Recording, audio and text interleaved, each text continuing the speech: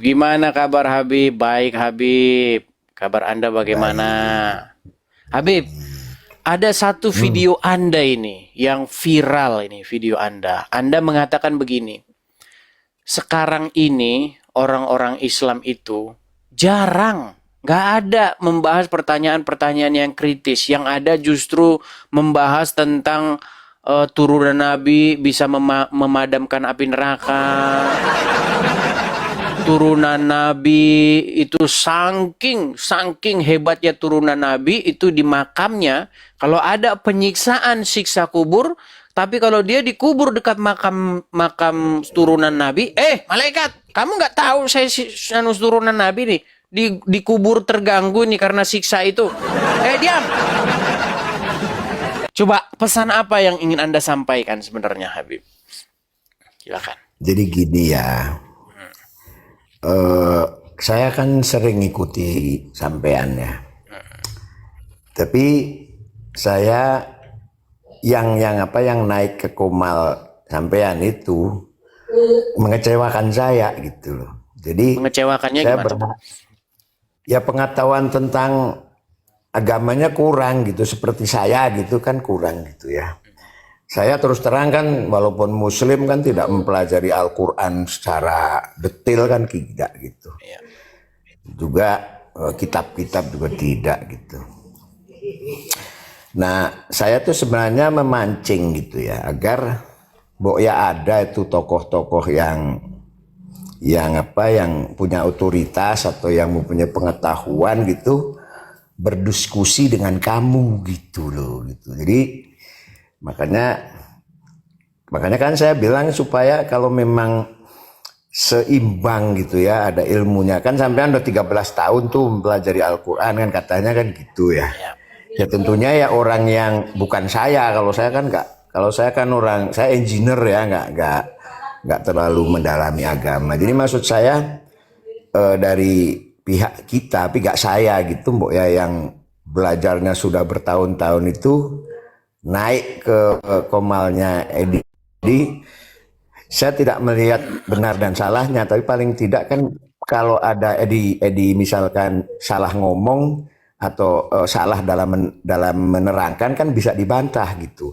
Betul. Tapi kalau sampean misalkan salah ngomong kan saya nggak bisa bantah gitu, bang, saya nggak belajar gitu kan. Itu maksudnya gitu. Oke, saya tanggapi Habib ya.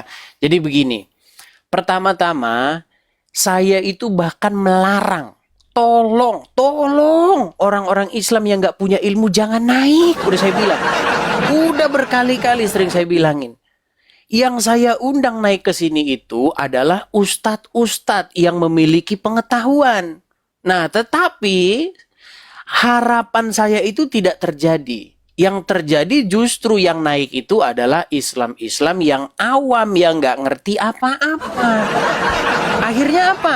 Akhirnya setiap dia datang ke sini membuat malu agama Islam sendiri dan akhirnya membuat Anda kecewa kan? Anda kan sudah mengatakan bahwa saya nggak puas dengan orang-orang Islam yang datang.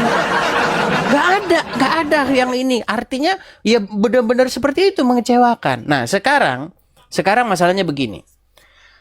Apakah Abdul Somad menurut Anda, Felix Xiao, kemudian Donditan tahu ini? Menurut saya pasti tahu. Pasti dia tahu. Ya kan? Nah, cuman masalahnya apakah mereka berani naik ke sini? Nah, itu masalahnya. Saya rasa mereka tidak akan berani naik ke sini. Ada beberapa alasan.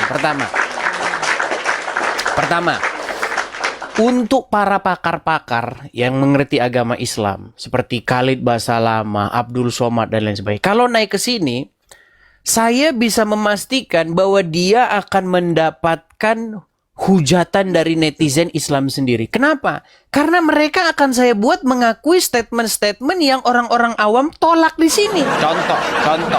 Contoh.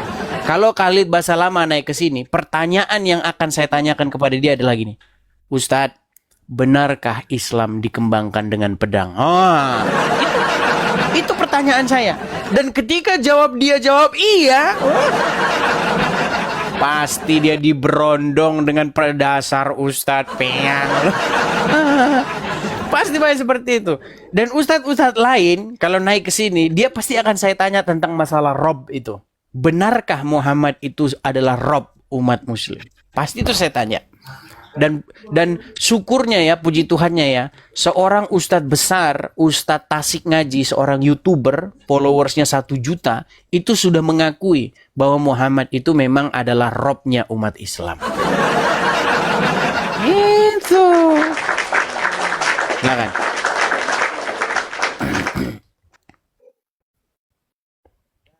Saya nggak bisa komen ya, seperti saya tadi katakan bahwa jujur saya kan engineer ya, nggak mendalami agama gitu.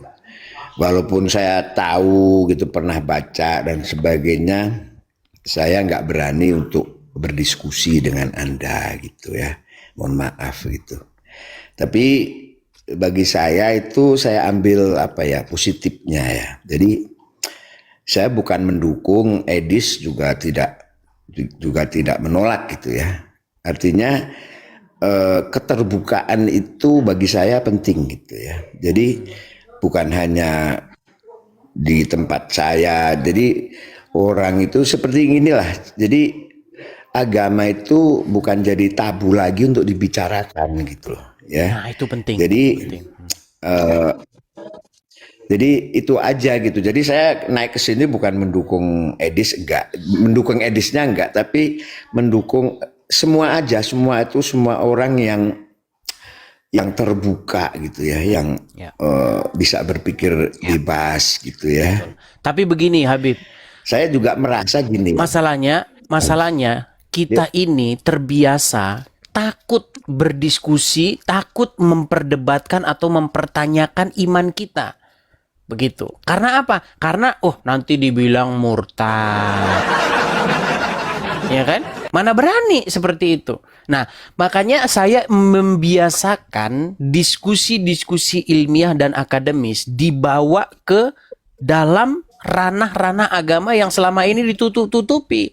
Nah, saya melihat bahwa kebiasaan seperti ini itu tidak ada dalam Islam dan Katolik.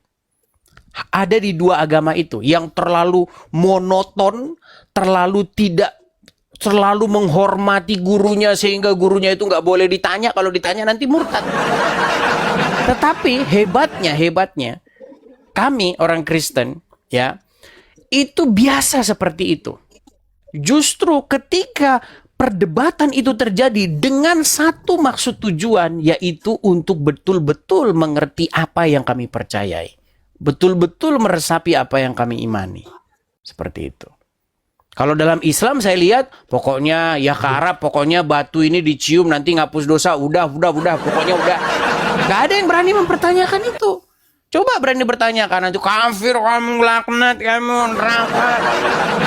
Seperti itu yang saya lihat. Betul atau tidak kira-kira? Boleh aku komen? Silakan. Nah gitu. Ya. Jadi aku salut ya sama kamu gitu ya. Ketika apa?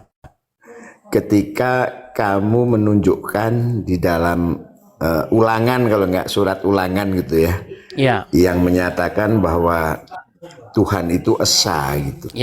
Dan itu kontroversi dengan apa yang selama ini kebanyakan, ya saya nggak ngerti, dugaan saya dianut oleh kaum Nasrani gitu ya, bahwa ada yang namanya tiga yang satu apa kan kayak gitu ya.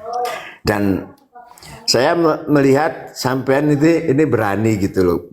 Artinya kan melawan arus, melawan tafsir-tafsir gereja gitu, tanda kutip itu aku minjem kata dari kamu gitu ya. Jadi tafsir-tafsir dari gereja itu kan mengandalkan tiga yang satu atau apa gitu. Bukan. Ya. Sedangkan ada orang yang dia itu terlalu mengkultuskan yang namanya pikiran atau tafsiran orang-orang. Jadi dia mengatakan Tuhan itu Tritunggal, padahal nggak ada dalam Alkitab Tuhan itu Tritunggal. Yang ada Tuhan itu Esa seperti itu. Nah, bagaimana ia yang Esa itu? Harusnya seperti itu kan, menjelaskan kan. Bagaimana Tuhan yang Esa itu? Nah, cuman sekarang saking orangnya itu menuhankan dogma sehingga dia tidak bilang Tuhan itu Esa, dia bilang Tuhan itu Tritunggal, makanya dia ngomong itu kebalik-balik. Begitu. Kalau ngomong sudah kebalik-balik ya akhirnya jadi kacau balau. Aduh, dia kemana dia pergi teman-teman? Saya nggak turunkan ya, kok bisa terpental.